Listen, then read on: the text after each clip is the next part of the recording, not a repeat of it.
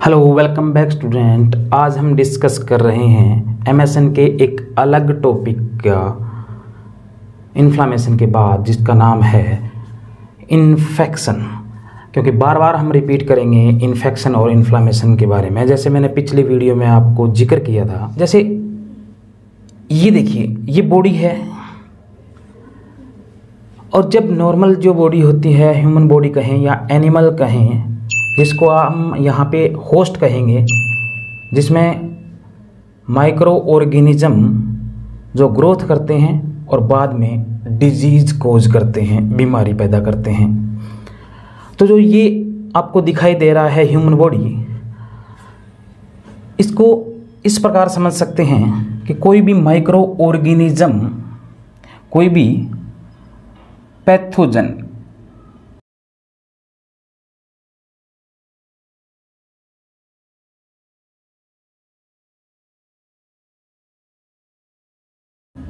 कोई भी पैथोजन या माइक्रो ऑर्गेनिज्म जब एंटर करता है होस्ट में, यानी ह्यूमन या एनिमल बॉडी में, वो हो सकता है, मैं शॉर्ट में लिख रहा हूँ स्टूडेंट्स, तो वो हो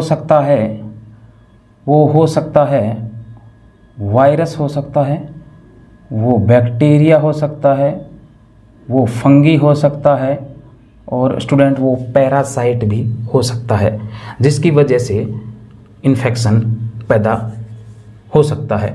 तो वापस टॉपिक पे पहुंचते हैं कि पैथोजन या माइक्रो ऑर्गेनिज्म जब बॉडी में एंटर करता है, या जिसको कह सकते हैं इन्वेड करता है, और इन्वेड करने के बाद में वो इस होस्ट में यानी ह्यूमन बॉडी या एनिमल बॉडी में कुछ टाइम बिताता है, और उस टाइम बिताने के बाद उसमें मल्टीप्लिकेशन होता है।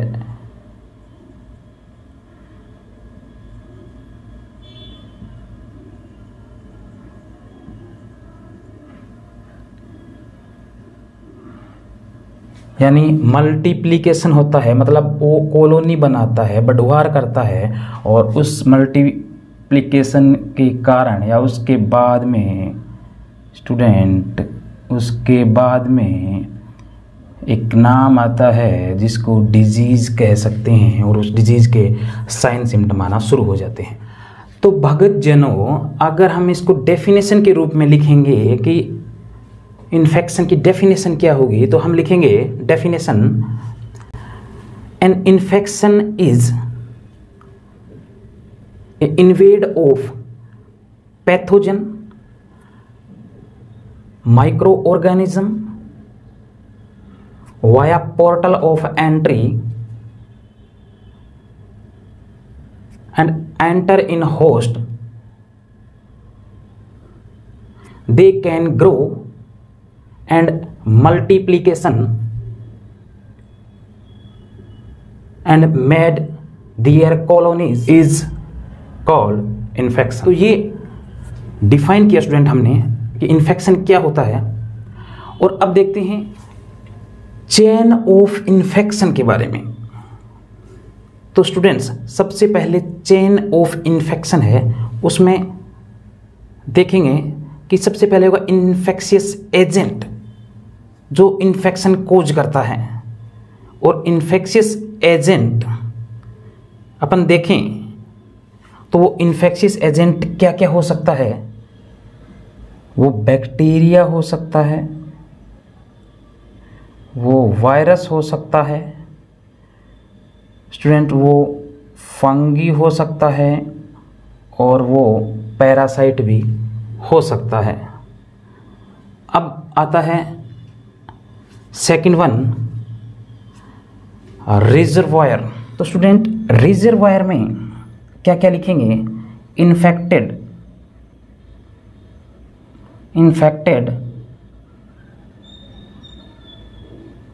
पर्सन्स हो सकते हैं, उसमें भी रह सकते हैं, एनिमल हो सकते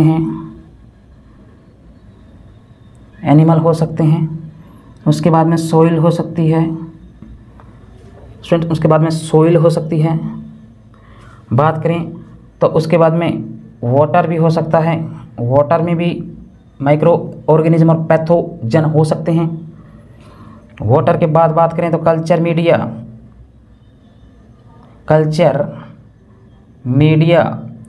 मीडिया यानी एक ऐसा माध्यम होता है, ऐसा सभी टाइप का उसमें इन्वायरमेंट मिलता है माइक्रो ऑर्गेनिज्म को ग्रोथ करने का, जो सबसे ज़्यादा बढ़वार कराने में हेल्प करता है पैथोजन और माइक्रो ऑर्गेनिज्म को, कल्चर मीडिया। ओके, तो ये हो सकते हैं, या कहें तो अपने हेल्थ के डिलीवरी सिस्टम है उसमें स्टूडेंट इन्फेक्टेड जो भी अपन काम लेते हैं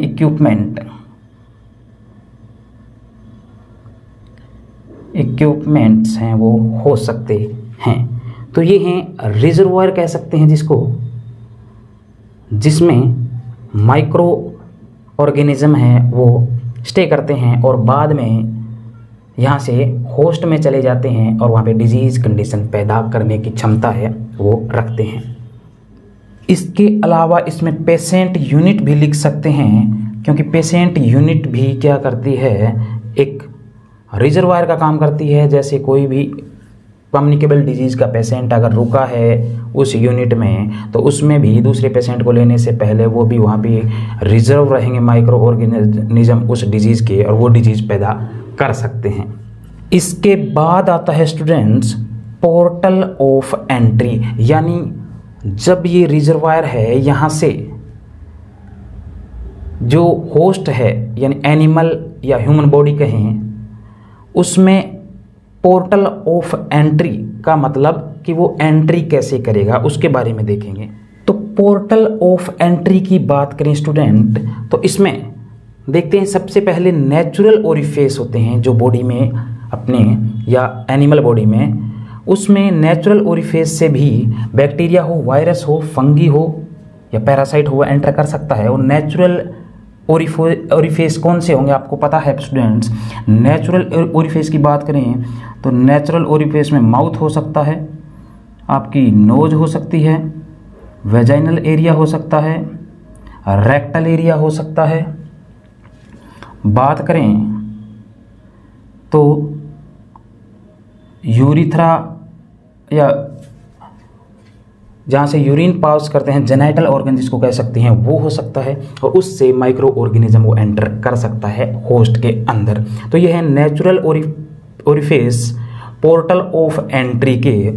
और इसके बाद आता है पोर्टल ऑफ एंट्री के आर्टिफिशियल ओरिफेस। आर्टिफिशियल ओरिफेस कौन से होंगे स्टूडेंट्स, जैसे ट्रैकियोस्टोमी, अगर कोई पेशेंट है उसको ट्रैकियोस्टोमी की गई है, वो आर्टिफिशियल ओरिफेस बनाया गया है, उससे बैक्टीरिया, वायरस, फंगी या पैरासाइट एंटर कर सकते हैं।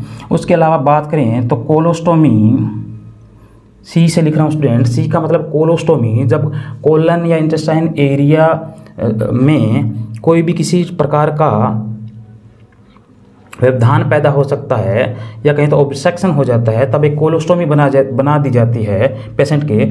अगर वो ओपनिंग बनी है तो उसमें भी माइक्रो ऑर्गेनिज्म एंटर करने के चांस रहेंगे, वो भी एक माध्यम है पोर्टल ऑफ एंट्री का। तो बात करेंगे होस्ट के बारे में, तो होस्ट क्या कह सकते हैं उसको, अब मैं पहले ही आपको बता चुका हूँ कि होस्ट की बात करें तो होस्ट आप कह सकते हो ह्यूमन बॉडी, वो ह्यूमन बॉडी हो सकती है या एनिमल बॉडी हो सकती है। उसके बाद लास्ट आता है पोर्टल ऑफ एग्जिट। स्टूडेंट जैसे पोर्टल ऑफ एंट्री हुआ था वैसे ही पोर्टल ऑफ एग्जिट है, जब माइक्रो ऑर्गेनिज्म होस्ट में एंटर करता है, वहाँ मल्टीप्लिकेशन करता है और उसमें डिजीज़ कंडीशन पैदा करता है, और साथ में ही वो जब उसकी कॉलोनी बन जाती हैं तो वो पोर्टल ऑफ जो एग्जिट है, जैसे पोर्टल ऑफ एंट्री पड़ा था, उन्हीं रास्तों से वापस अपने जो पॉजिटिव ऑर्गेनिज्म है उस डिजीज़ के वो बाहर की तरफ इन्वायरमेंट में भेजता है। और अगर वो कम्युनिकेबल डिजीज़ है, कम्युनिकेबल मतलब जो पैदा कर सकते हैं डिजीज़ कंडीशन जल्द ही दूसरों लोगों में जाके किसी भी माध्यम से, तो वो डिजीज़ पैदा करेंगे, वही कहेंगे हम पोर्टल ऑफ एग्जिट। अब पोर्टल ऑफ एग्जिट में क्या होगा, पोर्टल ऑफ एग्जिट है उसमें माउथ से हो सकता है और उसमें नोज से हो सकता है। इन दोनों से बात करें तो स्नीजिंग है उससे हो सकता है, कफिंग का एग्जांपल दे रहा हूँ मैं, उससे हो सकता है, या स्किन में किसी प्रकार की इंजरी हुई है, कट लगा है, तो उससे भी वो माइक्रो ऑर्गेनिज्म है वो जा सकता है। इसके अलावा बात करें तो आपके जो डिफाकेशन प्रोसेस है, जहाँ से आप मल त्याग करते हैं, उस रास्ते भी कुछ माइक्रो ऑर्गेनिज्म कुछ डिजीज़ के हैं, वो वहाँ से भी पोर्टल ऑफ एग्जिट के रूप में निकलते हैं और इन्वायरमेंट में आते हैं। डिस्कस करते हैं मोड ऑफ ट्रांसमिशन, यानी जो इन्फेक्शन है उसका ट्रांसमिशन कैसे होगा उसके बारे में बात करेंगे स्टेप बाय स्टेप। तो पहला है उसमें कॉन्टैक्ट ट्रांसमिशन, यानी बात करें तो कॉन्टैक्ट में आने से होगा ट्रांसमिशन, उसी को कॉन्टैक्ट ट्रांसमिशन कहेंगे। तो इसका पहला पॉइंट है कॉन्टैक्ट ट्रांसमिशन का डायरेक्ट और दूसरा है इनडायरेक्ट। डायरेक्ट ट्रांसमिशन जैसे नाम से पता लग रहा है स्टूडेंट, कोई भी पेशेंट है जो डायरेक्ट कांटेक्ट में आएगा, जैसे सीक्रेशन के कांटेक्ट में आया या किसिंग के टाइप वो कांटेक्ट आया, तो उससे जो स्प्रेड होगा infection one person to another person, वो डायरेक्ट ट्रांसमिशन में आएगा। देन सेकंड इसका पार्ट है इनडायरेक्ट ट्रांसमिशन, और जो दूसरा है वो अगर सीधा संपर्क में नहीं आएगा, इनडायरेक्ट तरीके से किसी तरह से वो संपर्क में आता है, तो वो इनडायरेक्ट ट्रांसमिशन कहलाता है। देन इसके बाद आता है student droplet transmission. Droplet transmission में क्या होगा, जब किसी तरीके से खांसने से, कफिंग से, स्नीजिंग से infection one person to another person host से आगे जाता है तो उसको ड्रॉपलेट इन्फेक्शन कहते हैं। और ध्यान रखना स्टूडेंट्स, ध्यान रखना, एक बार फिर बता रहा हूँ कि यह infection droplet infection 3 feet more than 3 feet से ज़्यादा है वो नहीं होता। लगभग इसका दायरा है वो 3 फीट तक माना गया है। अगर 3 फीट के एरिया के अंदर आप संपर्क में रहते हो पेशेंट के, तो उस टाइम ड्रॉपलेट इन्फेक्शन होने के चांसेस हैं वो रहते हैं। उसके बाद में आता है एयर ट्रांसमिशन। स्टूडेंट जैसे आपको पता है एयर ट्रांसमिशन है वो एयर के थ्रू होगा, जब आप किसी होस्ट के संपर्क में रहते हो, और एयर के थ्रू क्या होगा कि वहाँ पे ड्रॉपलेट न्यूक्ली जिसको बोलते हैं, ड्रॉपलेट न्यूक्ली बोलते हैं, और ड्रॉपलेट न्यूक्ली जो क्या करेंगे, बिल्कुल आप ऐसे समझें कि वो जब पेशेंट वहाँ बैठा है बात कर रहा है, तो इतनी छोटी छोटी जो ड्रॉप हैं उसके माउथ से निकलेंगी, जो आपको नग्न आंखों से बिना माइक्रोस्कोप के दिखाई नहीं देंगी, और उनमें उसके पॉजिटिव ऑर्गेनिज्म है वो प्रेजेंट रहेंगे। जैसे बात करें ट्यूबरकुलोसिस की, तो जो माइकोबैक्टीरियम ट्यूबरकुलाई उसका पॉजिटिव ऑर्गेनिज्म है वो उसमें प्रेजेंट होगा, और उसके संपर्क में जैसे ही नेक्स्ट पर्सन आता है तो वो उसमें एंटर कर जाए। इसके बाद आता है वेक्टर बॉर्न ट्रांसमिशन।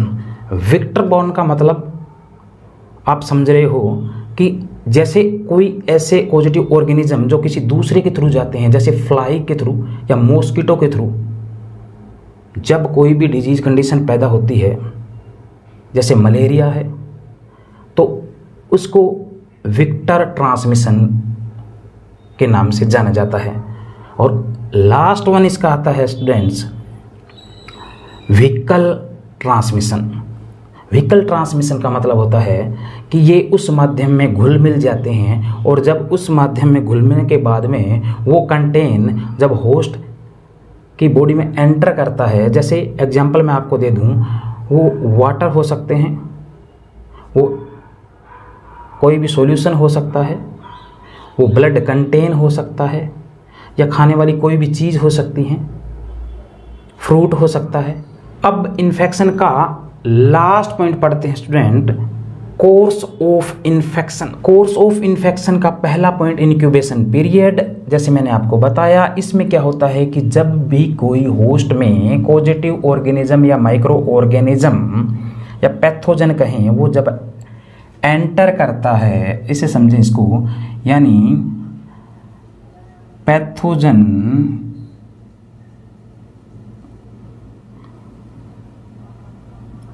एंट्री करता है और एंट्री के बाद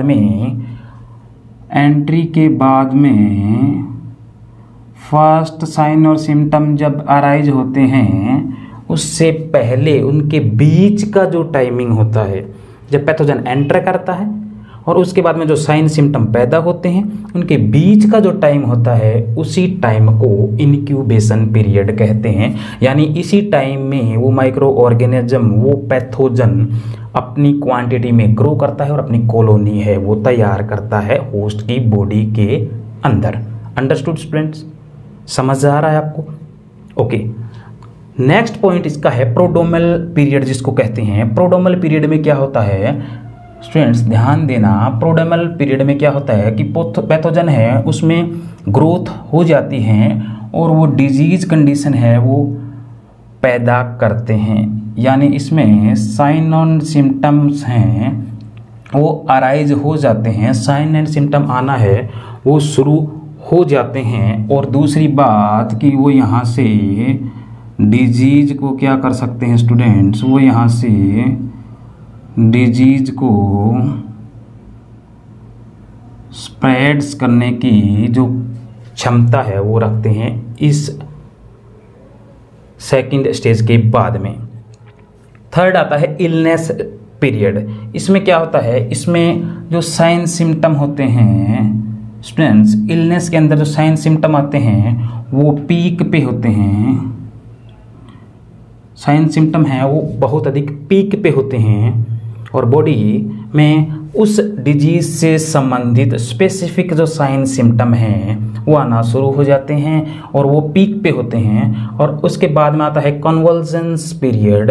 इसमें क्या होता है कि धीरे धीरे बॉडी है उसका डिफेंस सिस्टम वो एक्टिव होने के कारण धीरे धीरे उस डिजीज कंडीशन को कम कर देता है और उसके बाद में जिसको कहें रिकवरी है वो होना शुरू हो जाती है।